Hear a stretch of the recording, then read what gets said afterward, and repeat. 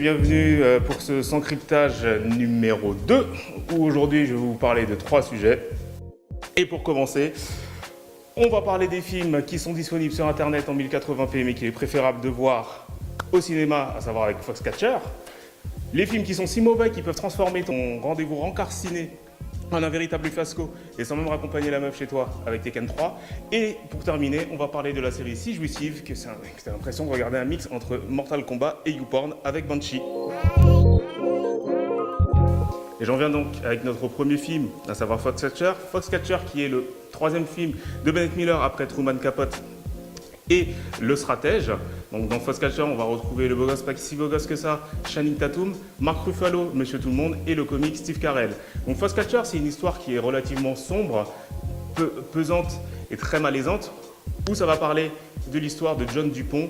John Dupont, donc, qui est un milliardaire, qui cherche justement donc, à se prouver à lui-même qu'il peut faire quelque chose pour l'Amérique. Donc pour ça, qu'est-ce qu'il va faire? Il va appeler deux frères champions olympiques de lutte, pour les faire venir s'entraîner au sein de son complexe sportif en Pennsylvanie, afin de préparer les JO de Séoul. Seulement voilà, rien ne va se passer comme il faut.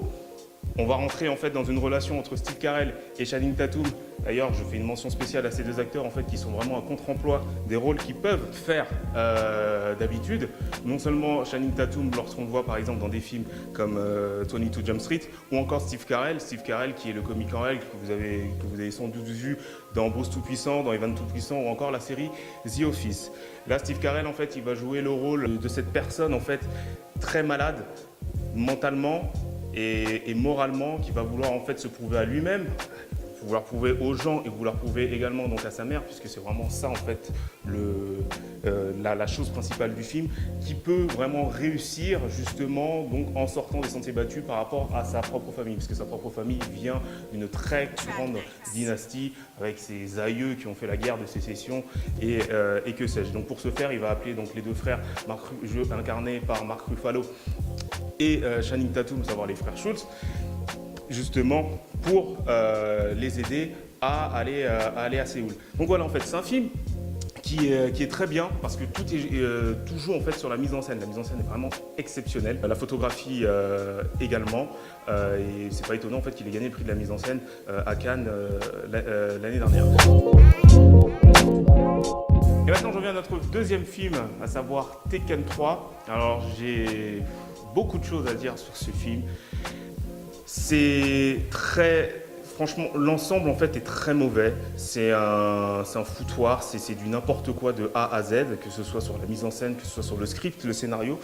Je ne sais même pas en fait pourquoi, qui a pu écrire quelque chose pareil. Les scènes de combat sont hyper mal filmées. Il y a des incohérences partout. C'est-à-dire que Liam Neeson a 62 ans et qu'on se demande en fait comment il va pouvoir semer 2 voitures de flics en marchant, simplement. Mais j'ai quand même relevé 2 points forts. Le premier, c'est avec la présence à l'écran de Andrew Howard. Andrew Howard, en fait, qui est le Jason Statham du pauvre, le Jason Statham made in Lidl, qu'on retrouve dans Banshee, d'ailleurs. Le problème, c'est que c'est un anglais, mais il a toujours le même rôle de russe. Et ça, franchement, ça en devient franchement chiant.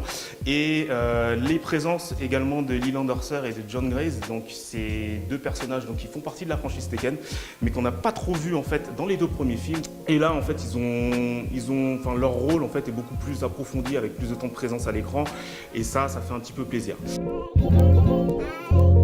on se retrouve pour notre sujet numéro 3, à savoir une série que j'affectionne tout particulièrement, qui est la série Banshee. Donc Banshee, elle passe sur Cinemax, qui est la petite sœur de la chaîne HBO, donc c'est le câble américain. Donc Banshee, en fait, c'était pas destiné à être une grande série, il n'y avait pas particulièrement d'attente dessus, mais il s'avère en fait que c'est l'une des meilleures séries du moment. Pourtant Banshee, c'est pas light, mais ça se voit en fait que ça manque de moyens, mais paradoxalement, c'est une série en fait qui va faire beaucoup d'efforts.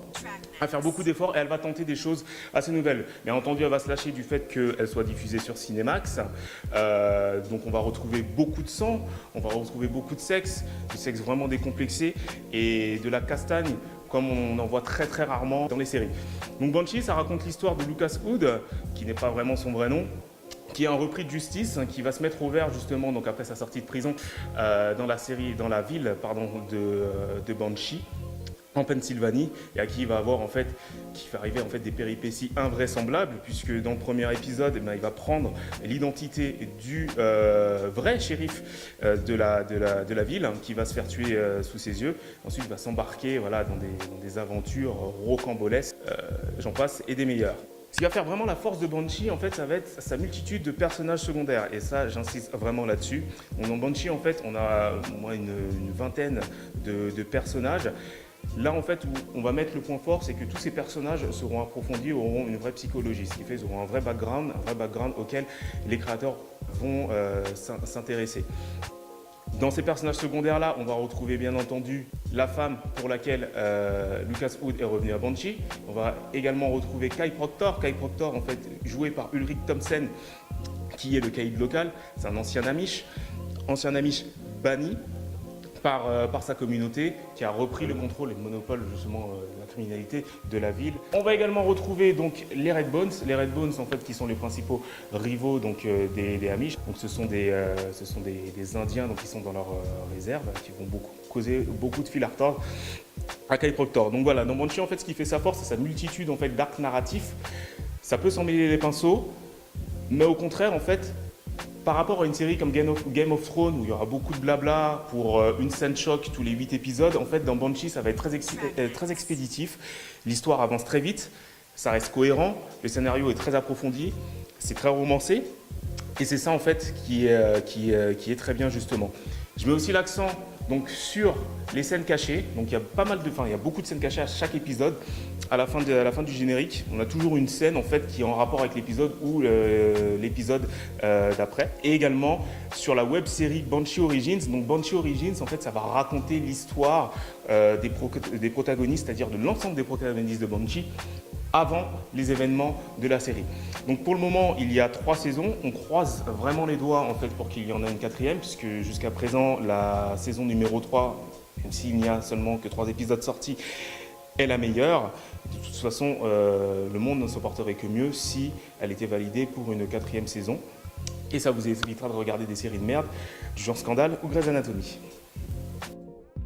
Voilà pour nos 3 sujets de la semaine. Donc n'oubliez pas, Fastcatcher, il est impératif de le voir au cinéma. Tekken 3 à éviter au possible. De toute façon, vous aurez dû s'arrêter au premier. Et Banshee, c'est une série à ne absolument pas rater. Voilà, c'était le deuxième épisode de Sans Cryptage. Et donc, vous pouvez me retrouver sur mon Twitter, @falsemedia2. Action. Yo! C'était nul, on commence. Tu vas regarder au montage aussi,